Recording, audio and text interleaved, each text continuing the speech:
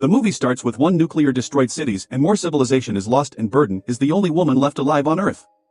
She is living a normal life on her family farm with their dog Pharaoh. She collects food from the abandoned. A set of nets for places and wilds. Animals to protect his farm. One day she was looking for food. Encountering a small wagon on the road.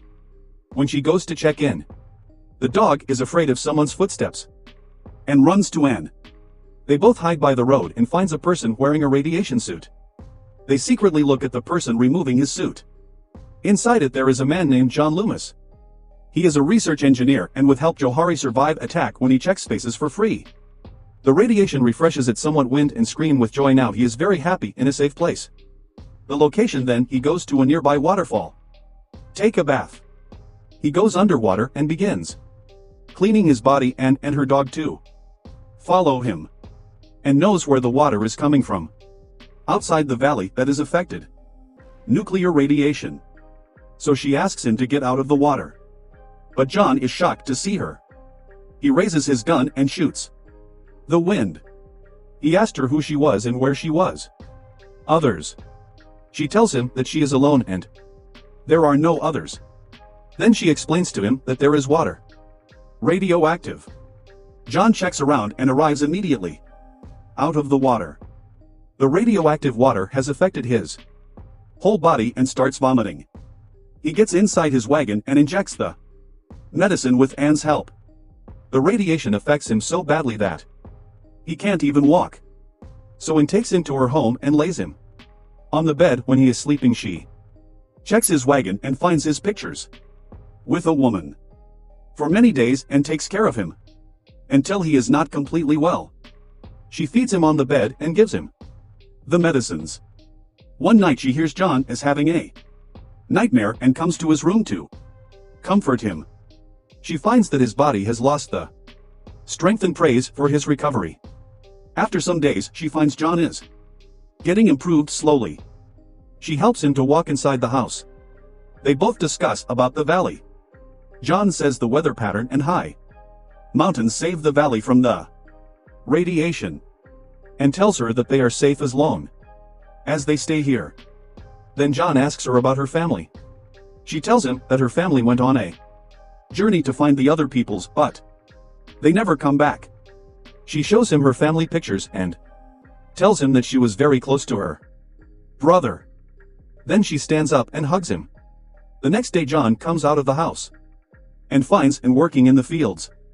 He sees an old tractor and asks her about it, and tells her that she had used it last year and now she has run out gas. John explains she can pump the gas manually from the abandoned gas station, and follows his instructions and succeeds in getting the sufficient gas for the tractor. Now she starts working with it in her fields. At dinner John notices that she has strong beliefs in Christianity. He talks about his journey before they meet. He tells her that he was working for the government and hiding in a bunker. He left that place because didn't want to live his life in darkness and was in search of place like this, and asks him about the woman she sees in the pictures. He says it's just a girl from the past. After the dinner they both feel a sensual attraction towards each other, but both are confused to move forward. In the morning John and Anne spend their time at a river.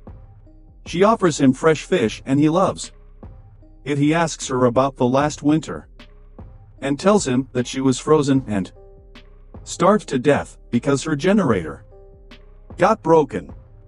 She could not collect fishes and other food. John says he can fix his generator and when they can store more food.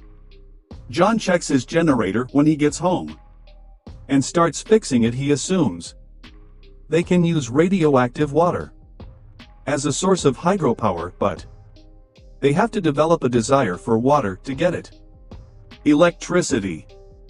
He suggests, and they can make the wheel from the wood of the church. He decides demolish the holy building to get it parts. But Anne stops him and says his father, he built this church and he preaches there every Sunday.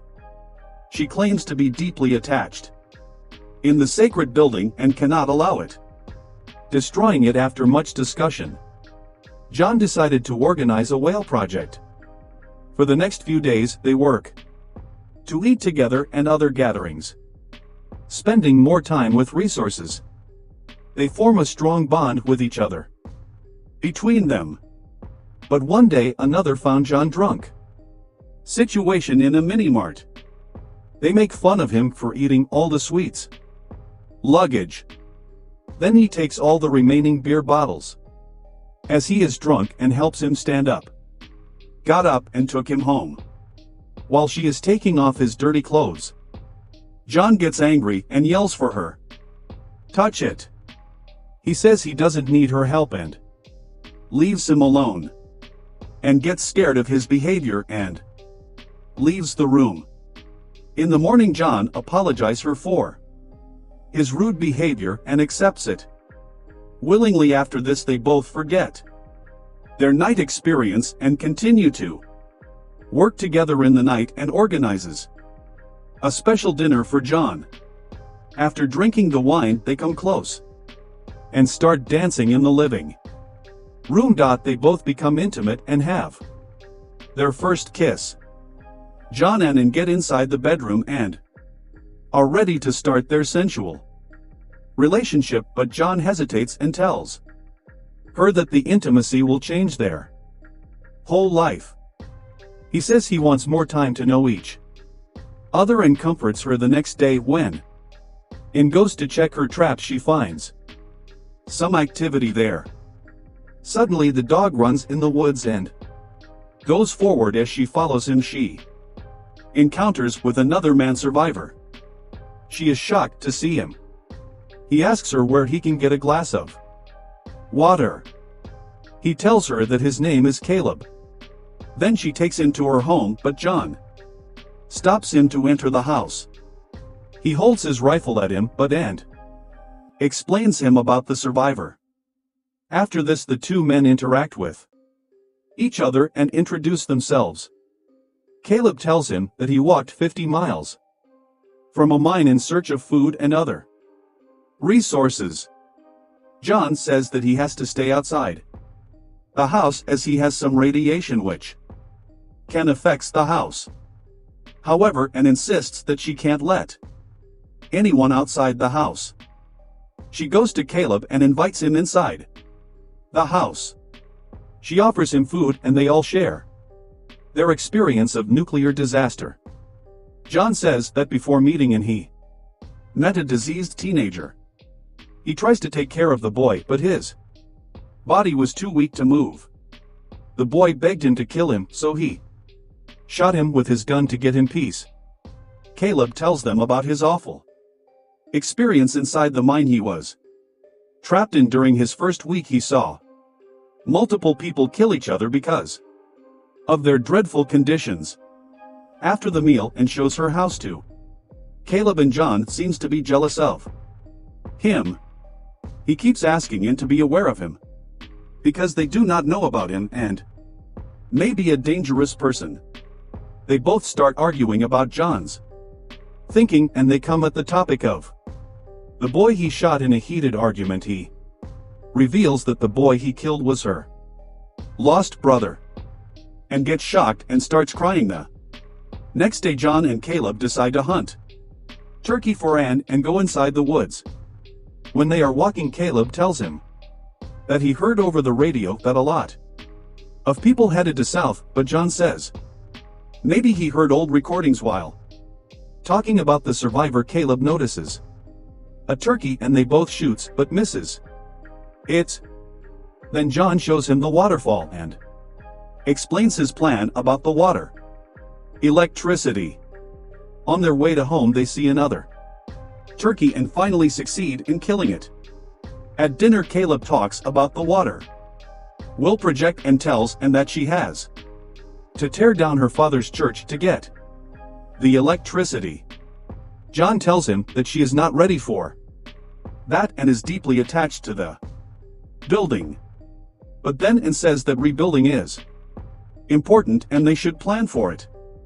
The both men get confused and says that they can cut the trees outside the area.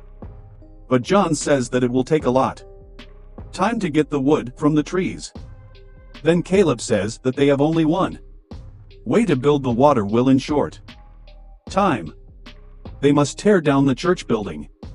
After discussing a lot, and has finally agreed to the project. In the morning they start demolishing the church building to get the wood.